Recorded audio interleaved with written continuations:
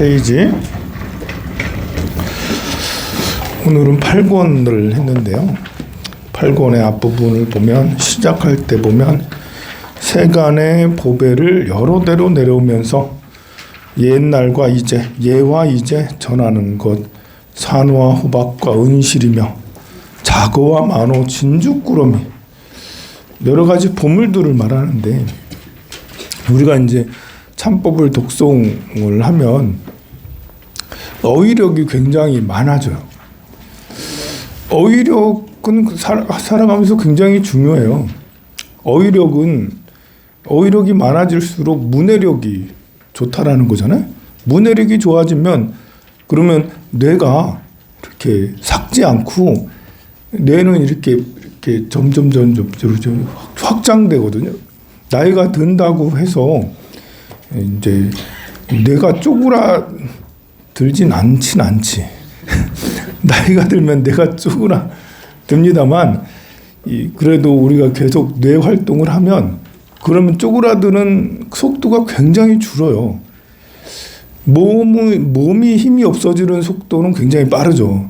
그렇지만 몸도 내가 운동을 매일 하고 뛰어다니고 산에 다니고 하면 20대, 30대보다 나이가 60대, 70대가 더 건강할 수도 있어요. 그런 원리가 있어요. 특히 겨울에 태어난 사람이 약간 그런 경우가 있어요. 겨울에 태어났는데 12월 달, 11월 달, 1월 달 이때 태어났는데 젊어서는 빌빌빌 하다가 한 40대부터 몸이 좀 지정신을 차리더니 관리를 좀 열심히 하면 맨날 뛰어다니고 막 이렇게 1시간 이상씩 2시간씩 막 운동하고 그러면 오히려 70 넘어서 80 넘어서 오히려 그때도 20대보다 더 건강한 그런 경우가 생겨요. 겨울에 태어난 사람. 겨울에 태어난 사람 모두 다 그렇다는 게 아니고 이제 그 일부가 그런 사람이 있어요. 또 이렇게 여름에 태어난 사람들이 일찍 죽을 확률이 굉장히 높아요. 왜 그러냐고요? 여름에 태어난 사람은 태어나서 너무 이렇게 일을 많이 해, 과로를 많이 해, 몸을 너무 많이 써. 그러다가 한 50년 정도 살면 이제 운세가 겨울 대운이 해자축이라는 추운 대운이 오거든요. 그때 이제 면역력 관리를 잘못하면, 역시 운동 안 하고 제대로 관리를 안 하면, 왜 이 여름에 태어난 사람은 대체로 튼튼하거든요. 대체로.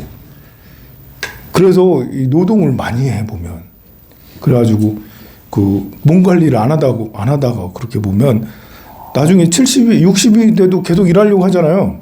근데 몸이 안 따라져. 근데 이렇게 운동을 안 했어. 그리고 이제 이렇게 겨울 대운이 오면, 그러면 이제 겨울 대운이 진짜 무서운 대운이거든요. 그래가지고 몸이 나빠지는 경우들이 생기죠. 중요한 것은 여름에 태어나든 겨울에 태어나든 몸 관리를 잘하면, 그러면 이제 늦게까지 오히려 건강해질 수 있다. 그래, 이 문해력이 좋으면, 그러니까 이 문해력도 어휘력도 점점 줄어들기 마련이거든요. 30대, 40대 알던 단어랑 60이 넘어가면, 옛날에 이소부화 많이 들었던 토끼와 거북이, 그게 뭐였더라? 토끼와 거북이는 다 들어서 알잖아요. 토끼랑 거북이. 근데 70이 넘어가면 그게 뭐였지? 이러면서 이제 백설공주 이야기는 뭐였지? 옛날에 많이 알았는데 잘 모를 수가 있어. 그런 것만큼 이제 이 어휘력이 점점 줄어들어요. 50대가 넘어가면. 노력하지 않으면 점점 줄어들어요. 어휘력이 줄어들면 문해력도 줄어들어가지고 사람이 이야기를 하면 오해해. 그리고 다른 사람의 생각을 이해하거나 받아들일 줄 몰라요. 우리가 이제 이렇게 젊었을 때부터 생각은 유연해야 되거든요. 정치적인 생각이든 경제적인 생각이든 이렇게 종교적인 것이든 포용성이 있어야 되지 않겠어요? 우리 불교는 다른 종교에 대해서 굉장히 개방적이에요. 포용적이죠.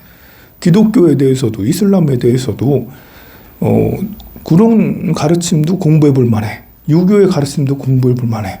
그래 한번 공부 한번 해볼까? 우리 교재로 뭐 내년이나 후년에는 경전만에서 논어맹자 한번 해볼까요? 괜찮은 것 같은데요? 논어맹자. 사서삼경을 좀 해볼까요?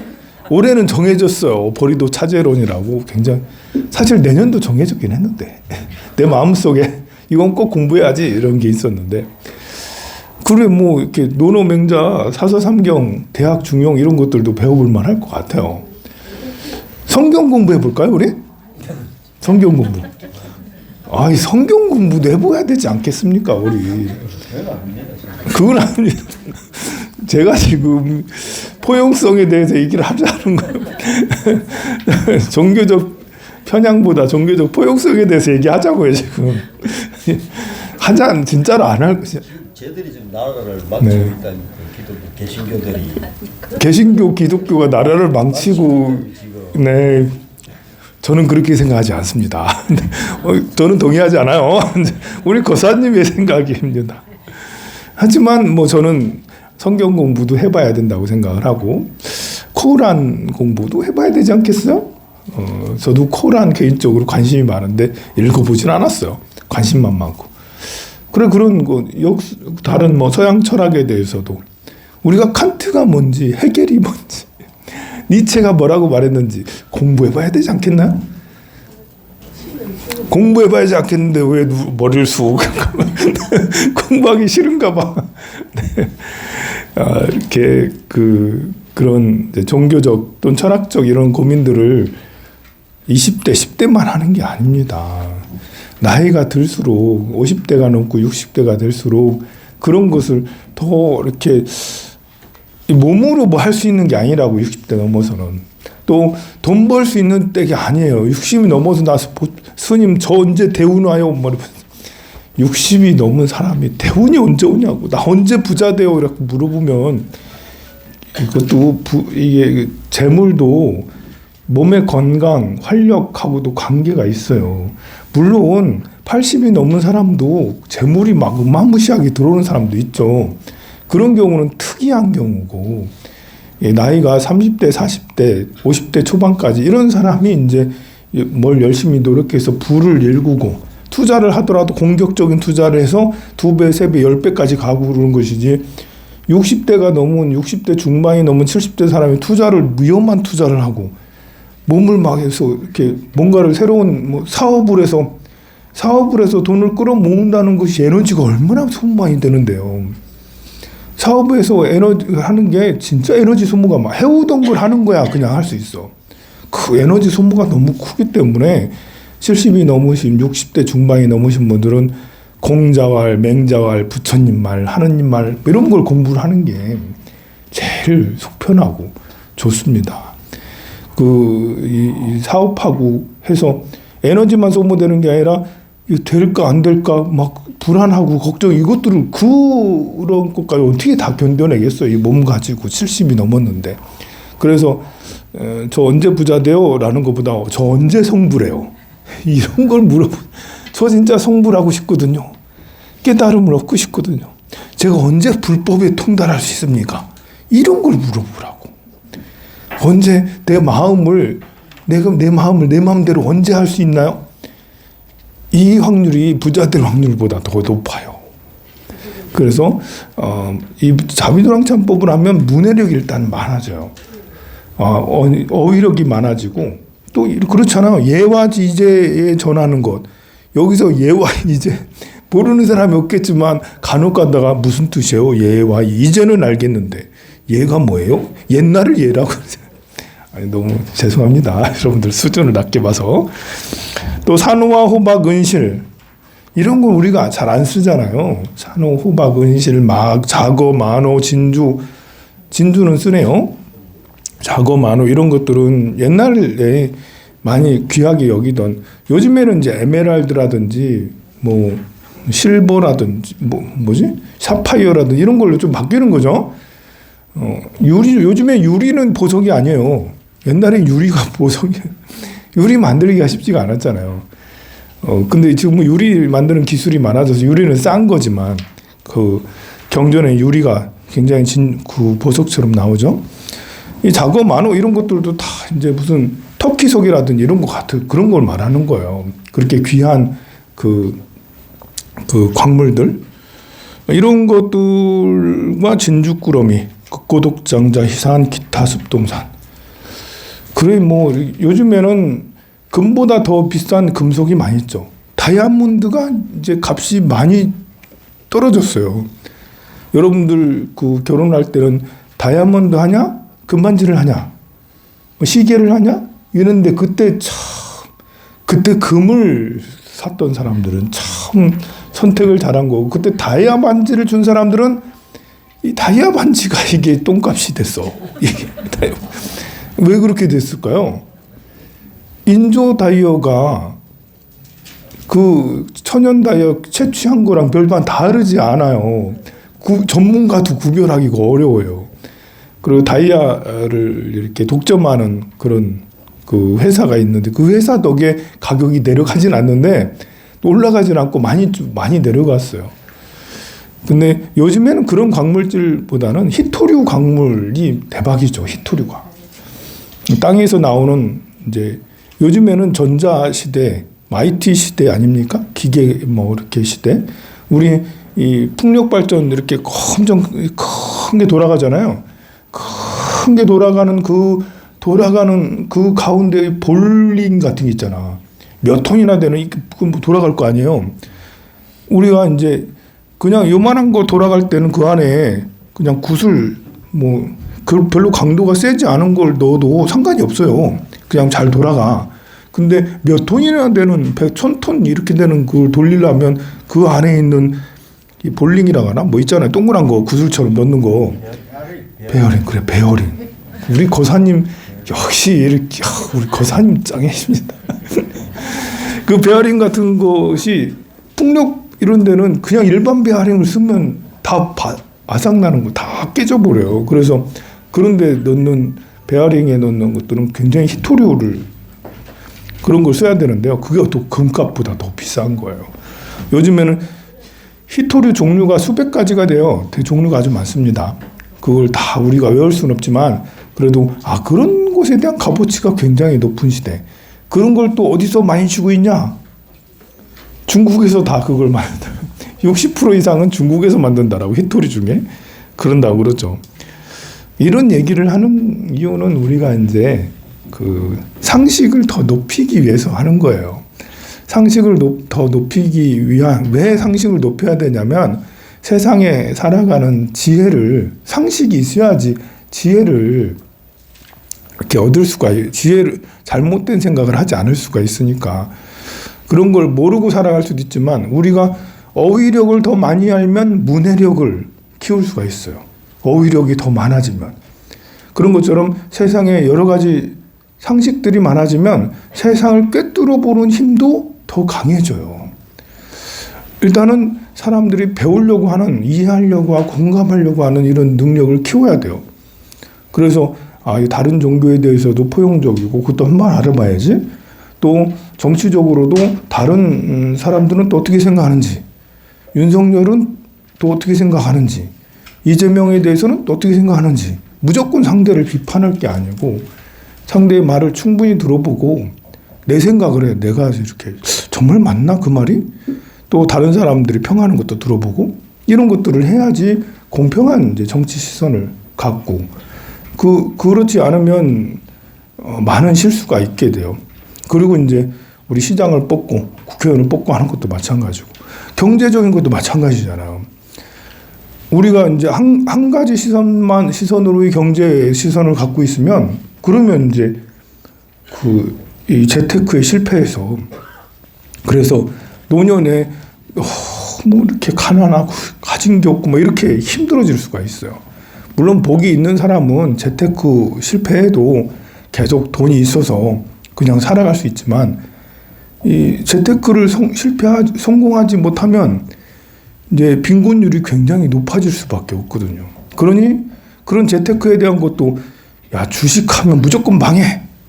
뭐 그 위에 다른 거 하면 또 뭐 망해 뭐 이런 거 있잖아요. 부동산 하면 망해. 또 우리가 대출 받으면 안 돼. 무슨 대출 받아 뭐 이런 것도 있잖아요. 그런 생각들이 오히려 나를 이제 가난하게 만드는. 또 다른 사람 그러다가 한 번씩 발동을 해요. 무슨 발동을 하냐면 사람들이 겁재운이 되거나 편재운이 되면 이게 10년에 한 번 또는 5, 6년에 한 번씩 오거든요. 누구나 다. 이런 운이 오면 투기심이 발동이 돼요. 그러니까 우리가 이제 우리 아버지가 맨날 주식하면 안 돼. 그리고 대출하면 안 돼. 그렇게 맨날 평상시에 말씀하셨어. 우리 아버지가. 그런데 어느 날 아버지가 이렇게 했더니 보증을 서줬네. 지금은 보증이 없어졌지만 지금은 이제 보증 말고 이제 누가 얼마 주면 얼마 준다는 10%씩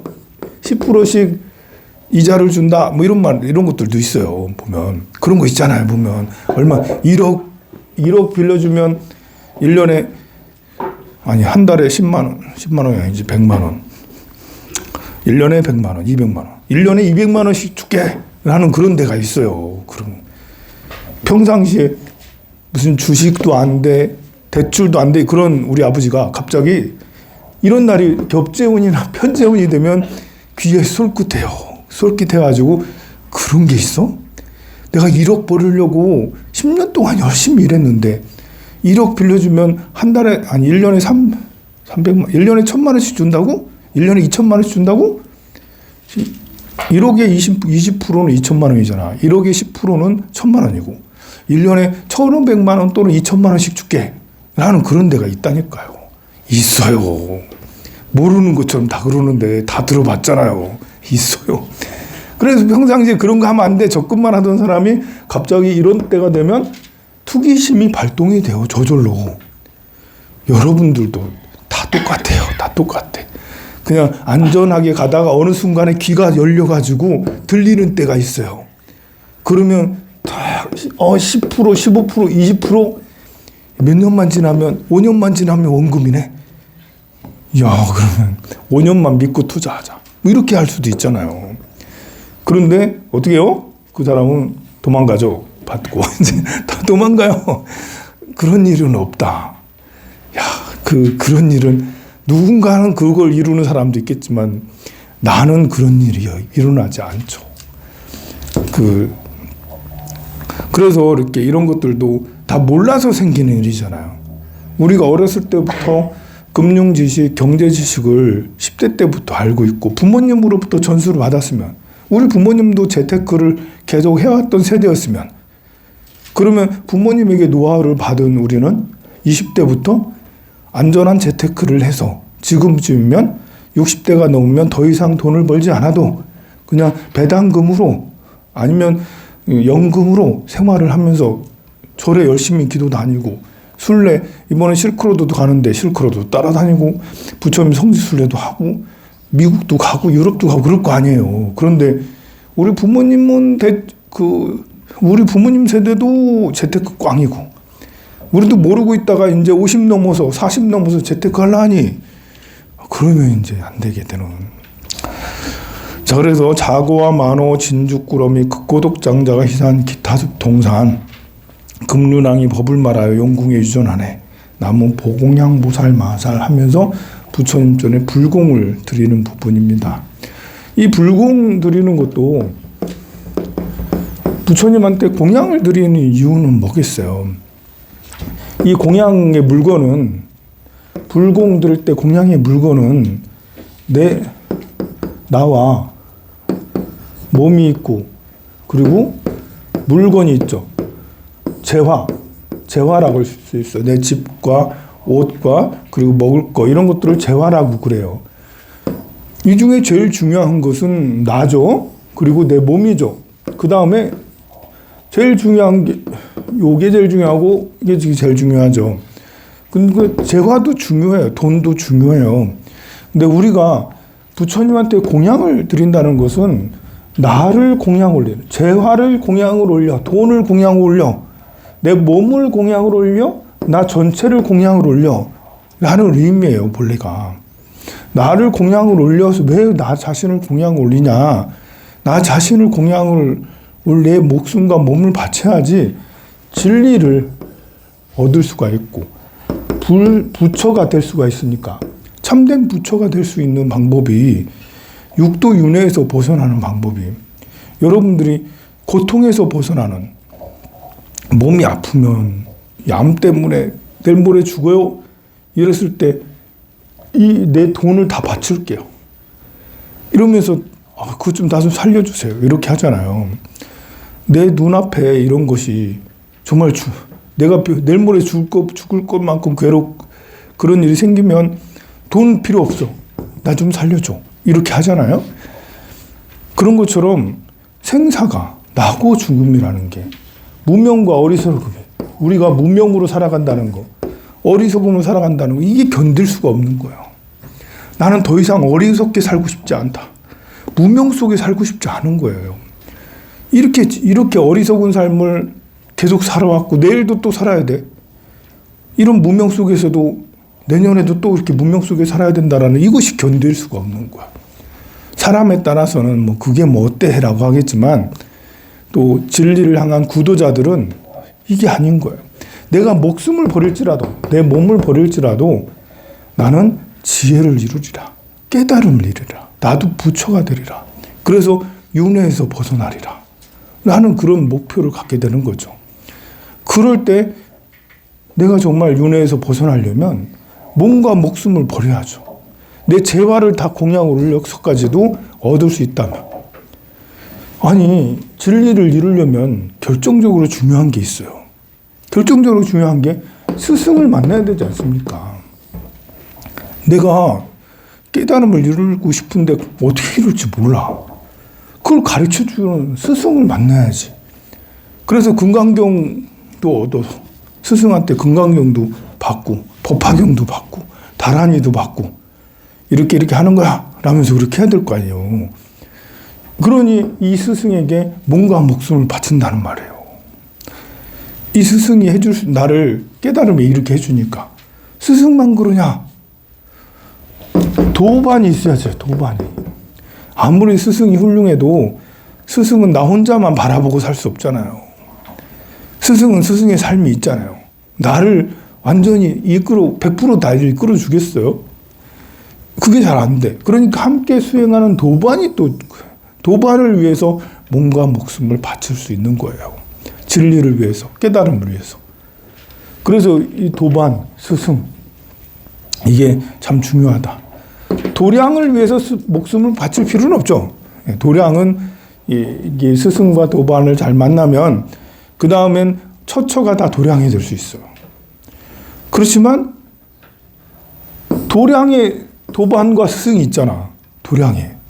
도량에 가지 않으면 여러분들이 스승을 만나기 어렵고 도반을 만나기 어려워요. 여러분들 황룡사가 없으면 도반들하고 딴절에 갈 수 있지만 딴절도 없어 봐. 절이 없어 봐. 그럼 도반이 생길 수도 없고 스승이 생길 수도 없어요. 절이 없으면. 그래서 사찰이 굉장히 중요하죠. 도반과 스승을 만날 수 있는 곳이에요. 여러분들이 당장 오늘부터 통도사를 끊고 황룡사를 끊고 백양사를 끊어봐. 스승과 도반의 인연이 완전히 사라지게 돼요. 그러면 이 깨달음을 향한 육도 윤회에서 벗어나는 그런 방법은 길이 이제 막히게 되는 거죠. 그래서 여기에서는 공양을 올리는 거예요. 불공을 공양을 올리는 이유가 이렇게 수행 공덕, 수행 복을 향상시키는 거예요. 훌륭한 스승을 만나기 위해서, 훌륭한 도반을 만나기 위해서. 여러분 도반의 인연이 참 중요하죠. 일단 여러분들이 나도 정말 발심한 도반을 만나고 싶어요. 나 우리 절에 진짜 다 발심한 도반들로 가득했으면 좋겠어. 깨달음을 향해서. 공양감 봉사를 왜 해요? 깨달음을 위해서. 보리심을 내서. 종무소 봉사를 왜 해요? 보리심을 내기 위해서. 육도 윤회에서 벗어나기 위해서. 절에 왜 다녀요? 보리심을 위해서. 이런 도반들이 봉사를 하든 공부를 하든 뭘 하든 보리심을 내서 한 도반들이 가득했으면 좋겠어요. 그러려면 나아가 발심을 해야지. 나는 별 생각이 없고 나는 노는 거 좋아하는데 나는 동해바다에서 회 먹는 거 좋아하고 동해바다 커피숍에서 킹콩 커피숍에서 커피나 마시고 그런 거 좋아하고 그렇게 하는데 내 도반은 나는 도반이 많았으면 좋겠다 라고 그렇게 도반이 많아지겠어요? 이게 아니거든요. 내가 발심을 해서 정말 나도 금강경 열심히 독송하고 보현행어품 다 외우고 막 천수경 단안이 하루에 108도 나무라다 막 이렇게 하고 막 이렇게 하고 그렇게 해야지 도반이 더 많이 생기게 되는 거죠. 그래서 야 우리 서로 방생 가자. 우리 뭐 이렇게 서로 뭐 하자. 이런 사람들이 그래야지 많아지는 거잖아요. 그렇게 한 도량이면 49제를 지내도 아니 그 박규환 영가님도 그런 도량이면 그냥 저절로 극락왕생하지. 도반들이 전부 다 발심하고 스님도 정말 대스승처럼 그 거룩하게 그 수행하시고 법문하시고 하면 49제 금방 별로 참석하지 않아도 그냥 보살님 안 오셔도 그냥 도량에 올려서 매주 재진행만 해도 슝슝슝슝 해서 극락세계 쭉 가시게 되죠. 그런데 49제 비용은 엄청나게 많이 내놓고 스님이나 도반은 하나도 없고 모두 다 제밥 배운 것만 관심 있고 얼마나 더 뜯어내려고 하고 49제비 많이 냈는데 그 다음에 돈 넣으라니까요. 절할 때마다 돈 5만 원씩 나요. 5만 원씩. 그래가지고 이렇게 조금 나가지고는 영가님이 가겠어요? 극락왕생 못해요. 이런 말이 나야 되고 그러면 안 되겠죠. 도반은 이렇게 재물을 탐하는 게 아니고 도반은 순수한 마음으로 정말 우리 영가님이 왕생극락을 꼭 했으면 육도에서 벗어나는 인연을 꼭 가졌으면 진짜 우리 영가님이 깨달음을 이루게 되기를 진심으로 바라요. 그래서 내 그 아버지 어머니는 아니고 내 남편은 아니지만 우리 도반이 일을 당하셨으니 내가 옆에서 열심히 기도를 해줘서 같이 그 이분님께서 극락왕생 꼭 하실 수 있도록 그렇게 해야지. 라는 그런 마음들이 다 같이 올고 그렇게 되면 얼마나 아름다운 도량이 되겠습니까? 오늘도 행복하시고요. 네, 우리 영가님을 위해서 6번째 내일 7 막제 지내는 분이 있는데 내일은 절이 엄청나게 많거든요. 그래가지고 고민이야. 막제 지내 오시는 분이 그래도 오늘은 이제 덜 한 거예요. 오늘 절 많이 하는 것 같아도 내일은 더 많거든요. 그래서 오늘은 그래도 수행복이 덜한가. 내일 정말 내일 막제인데 어떡하지?